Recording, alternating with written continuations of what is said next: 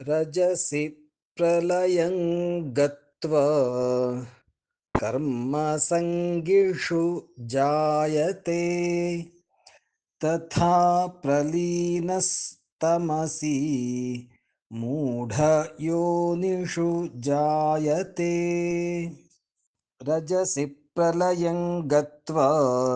रजसि प्रलयं गत्वा कर्मसङ्गिषु जायते कर्मसङ्गिषु जायते तथा प्रलीनस्तमसि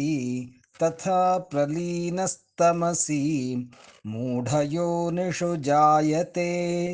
मूढयोनिषु जायते रजसि प्रलयं गत्वा कर्मसङ्गिषु जायते तथा प्रलीनस्तमसि मूढयोनिषु जायते